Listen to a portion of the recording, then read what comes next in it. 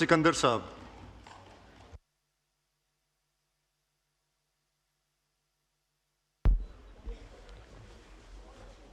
बिस्मिल्लाहिर्रहमानिर्रहीम। Thank you mister speaker. आपने मुझे 2025-26 की बजट पे बात करने का मौका दिया। मैं तो पहले अपने हलके के लोगों का शुक्रगुजार हूँ जिन्होंने मुझे इस ऐवान में भेजा कि मैं उनके बारे में कुछ बात कर सकूं। मिस्टर स्पीकर, इस वक्त जो मुल्क के हालात हैं, जो इस खित्ते के हालात हैं, बहुत दुख होता है। हमारे मुसलमान भाई इस वक्त बड़ी मुश्किल में हैं। पहले यहाँ पाकिस्तान में हुआ, अब हमारे नेबर जो ईरान है उनके साथ जो हो रहा है, हमें बड़ा दुख होता है। और एक बात की खुशी भी है कि हमारी अफवाज ने, सब पहले कहते थे कि अफवाज के लिए आप इतने पैसे रख रहे हैं, मगर आज हमें फ़ख्र से ये कहना पड़ता है कि गवर्नमेंट ने जो पैसे रखे हैं वो सही रखे, क्योंकि आज अफवाज ने जो इस मुल्क के लिए, मैं पहले भी अपनी तकारीर में यह कह चुका हूँ कि इस वक्त अगर कोई इदारा मजबूत है, अगर पाकिस्तान में है, तो वो पाकिस्तान की अफवाज है, और कोई भी इदारा मजबूत नहीं है। हमारे सारे इदारे ख़त्म होते जा रहे हैं। और आसिफ मुनीर को जो फील्ड मार्शल का ओहदा दिया गया, ये उसके लायक था। सर, अगर आप बाजी में जाएंगे तो मुशर्रफ भी था और ज़िया-उल-हक भी था। जो भी यहाँ जमहूरियत होती थी, जुल्फ़िकार अली भुट्टो जैसे एक लीडर को इस मुल्क में शहीद किया गया। उसका कसूर क्या था? उसका कसूर यह था कि उसने एटमी ताकत पाकिस्तान को दी। आज अगर खुदा की कसम एटमी ताकत आज पाकिस्तान के पास नहीं होती तो गजा जैसे हालात पाकिस्तान में होते। और हमारा जो नेबर है इंडिया, वो किस तरीके से हमें ट्रीट करता है। मैं यहाँ मुस्लिम लीग एन वालों को भी कहूँगा और दूसरों को भी कहूँगा कि दोस्तियाँ छोड़ दो मोदी से। जो दोस्तियाँ पहले रखी थी ख़त्म हो गई। मोदी पाकिस्तान का दुश्मन है और मुसलमानों का दुश्मन है। और हमें अपने अफवाज की, मुझे दो बातें अच्छी लगी। जो DGSPR ने कहा कि हम लड़ना नहीं चाहते, मगर जिस दिन हमने जवाब दिया तो इंडिया को पता चलेगा कि हम जवाब क्या देते हैं, और उन्होंने जवाब दिखाया। और एक बात उन्होंने दूसरी अच्छी कही कि आप हमारे गरीब लोगों के ऊपर हमला ना करें, आप हमला हमारे साथ करें और उसका जवाब हम देंगे।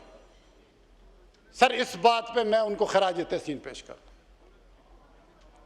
इसको ये कहते हैं कि हिम्मत ये होती है। उन्होंने हमारी इज्जत रखी, इस मुल्क का वकार, न बल्कि पाकिस्तान में पर बैनुल-अक़वामी सतह पर भी पाकिस्तान का वकार बुलंद किया।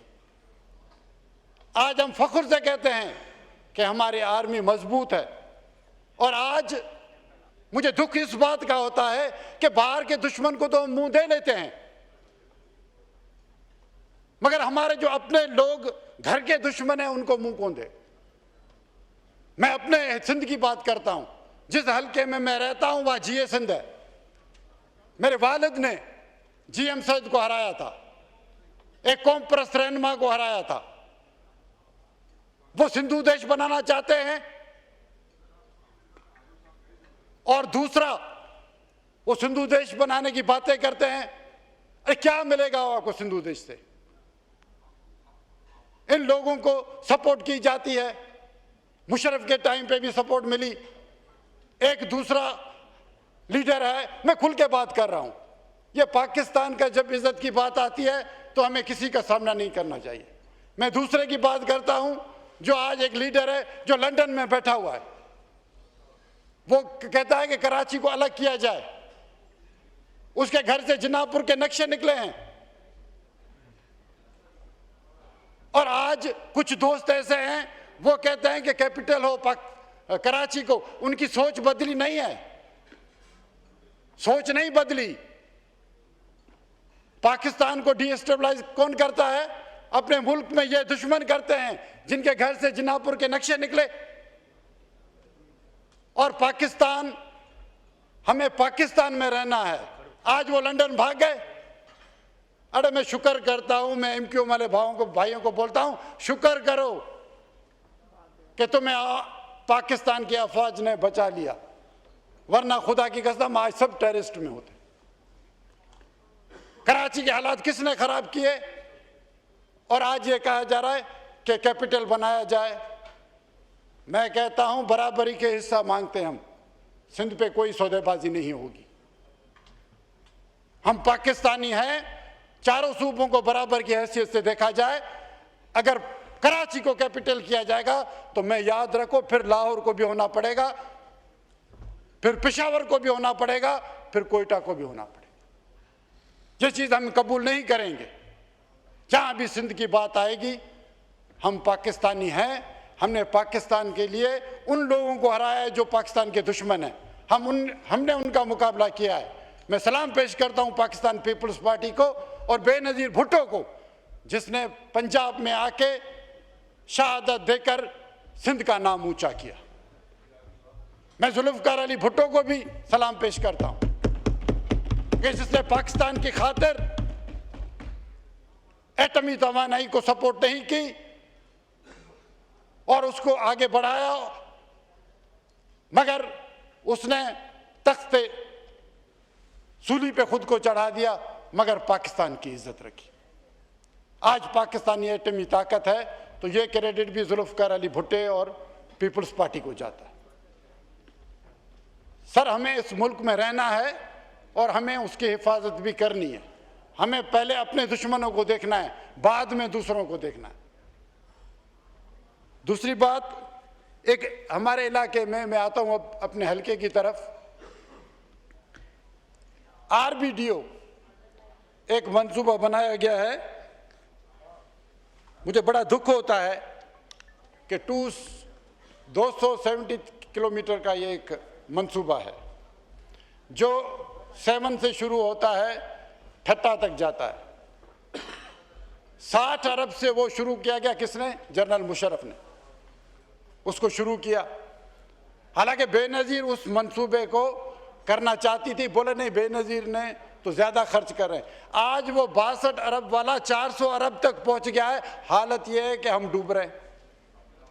और वो अब क्या है कि 2015 से वो बंद पड़ा हुआ है, क्योंकि कहते हैं कि उसमें पैसे नहीं है, नैब में कैसे जाए। 400 अरब की करप्शन हुई है। भाई करप्शन तो हुई है। अभी हमारे लोगों की हालत ये है कि आरबीडीओ को गलत डिजाइन किया गया। अंग्रेजों ने, जब फ्लड आता है तो पानी पहाड़ों की तरफ जाता है, फिर पहाड़ों से जब दरिया उतरता है तो पानी वापस दरिया की साइड जाता है।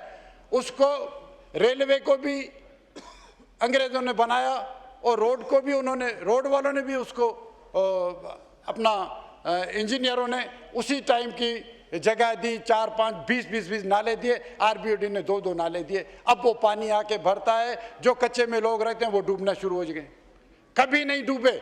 2000 पहले जब हमें याद होती, जब 70 में भी फ्लड आया तब भी डूबे नहीं, अब डूब रहे हैं। अब हम अंग्रेजों को भी फॉलो नहीं करते हैं। हम कुछ ना करें, सिर्फ अंग्रेजों को फॉलो करें, तब भी हम डूबेंगे नहीं। अब ये इंजीनियरों की हालत है। मैं गवर्नमेंट को रिक्वेस्ट करता हूं, मेहरबानी करके इस मंसूबे को एक साइड पे करें, क्योंकि सर बड़ी मुश्किल। दूसरी बात यह है कि अपना मंसूर का जो पानी जहरीला आ रहा है, सर ये इंपॉर्टेंट बात है, आप तवज्जो से सुने और हमारे मिनिस्टर भी तवज्जो से सुने कि मंसूर का पानी, वो पानी जो जहरीला है, वो दरिया सिंध से होता हुआ जाता है। सब लोग वाटर सप्लाई से पीते हैं और 100 लोग मर रहे हैं। इसका किसी को ख्याल नहीं है। इस मुल्क में पहले इन मंसूबों को देखा जाए। लोग सब मर रहे हैं और जहरीला पानी जो है ना दरिया में जाता है, वाटर सप्लाई में जा रहा है, और शहरों का पानी जो है ना वो भी दरिया में छोड़ा जा रहा है। सर लोग कहाँ जाए? हर लोग, सब लोग, गरीब लोग, जो मिस्कीन लोग हैं वो वाटर सप्लाई तो मिनरल वाटर तो नहीं पीते सर। सिकंदर साहब वाइंड अप करें प्लीज। सर वाइंड अप का मैं तो शुरू ही अब की है, मेरी तो अभी काफ़ी मसले रहते हैं, मेहरबानी करके मुझे थोड़ा सा टाइम दें। तो हमारे साथ बड़ा जुल्म हो रहा है, मेहरबानी करके गवर्नमेंट इन मंसूबों को देखे। और दूसरा सर, पावर हाउस जिनको जामशोरों के मुलाजमिन जो सरप्लस हुए हैं, अब वो जो हैं सेप्को में भी एडजस्ट हो रहे हैं, तो उनको मेहरबानी करके हेस्को में, तो वो बेचारे काफ़ी सालों से अपनी रिहाइश में रह रहे हैं, तकरीबन 30-35 साल से। अब उनको कह रहे हैं कि आप चले जाओ।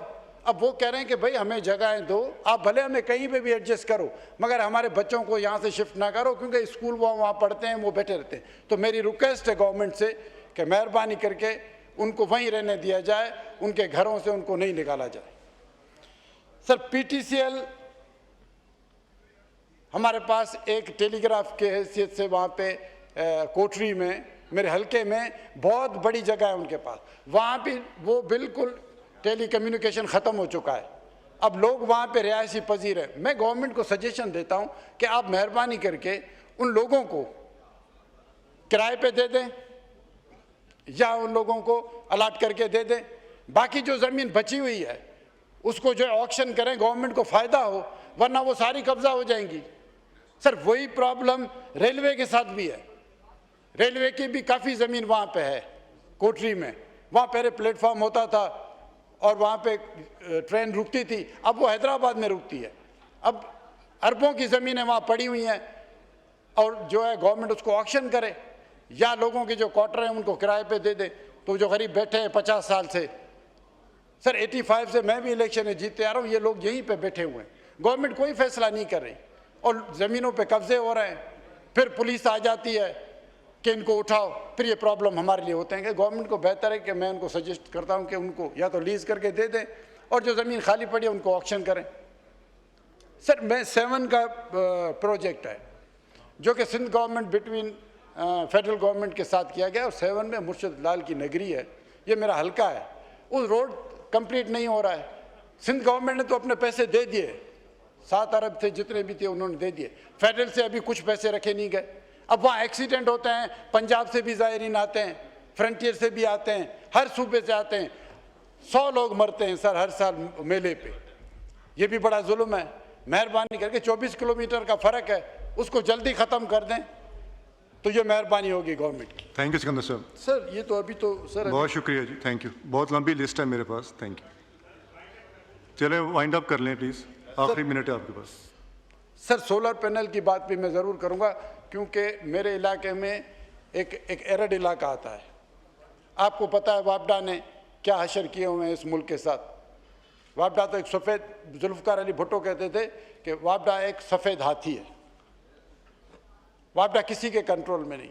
सर वाकई ये सही बात थी, हम तो उस दौर में नहीं थे, मगर अभी हम देख रहे हैं लोगों के साथ इस साल जो सर गर्मी पड़ी है उसमें जो लोगों के साथ हशर हुए हैं। और मैं बिलावल भुट्टो को खैराज तहसीन पेश करूँगा कि सोलर पैनल की वहाँ गरीबों के जो डूब गए थे उनको सोलर पैनल लगा के दिए, और गवर्नमेंट ने क्या किया, उसको 18% ड्यूटी लगा दी।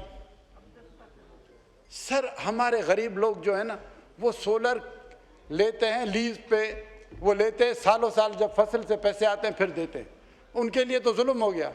वो भी शुक्र है कि चेयरमैन साहब, हमारे चेयरमैन साहब ने गवर्नमेंट से बात की और प्रेशर डेवलप किया, तो अब जाके 10% पे किया है। तो मैं कह रहा हूँ वो 10% भी ख़त्म कर दें, क्योंकि लोगों के साथ बड़ा जुल्म है। वापडा का तो हाल नहीं, या तो वापडा को बेहतर करे government. Thank you ji, thank you, बहुत शुक्रिया सिकंदर साहब, thank you ji, thank you. Ammar लगारी साहब, चले चले आखिरी बात करके ख़त्म करें प्लीज़।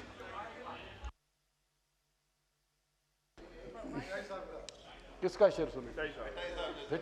मुझे तो शेर आते हैं। आपका माइक ऑन है खंदर साहब। सर मैं चेयरमैन साहब का शुक्रिया अदा करता हूं कि चेयरमैन साहब जब आज बाहर मुल्क गए, और मुझे खुशी है इस बात की कि हमारे चेयरमैन साहब को गवर्नमेंट ने मुंतखब किया। ज़ाहिर वो लायक थे इस चीज़ के, जो उसको भेजा गया, और उन्होंने पाकिस्तान का मौक़िफ़ बड़े अच्छे तरीके से वहाँ पेश किया। और हमने देखा कि इंडिया के भी लोग गए थे, पर उनको इतनी पजीराई नहीं मिली जितनी मिली। तो ये क्रेडिट गोज़ टू हमारे चेयरमैन को जाता है, तो मैं उनको सलाम पेश करता हूँ। और मैं कहता हूँ वेल डन चेयरमैन साहब कि आपने हमारी इज़्ज़त रखी, पाकिस्तान पीपल्स पार्टी की इज़्ज़त रखी। Thank you. सर मैं जी मोहतरम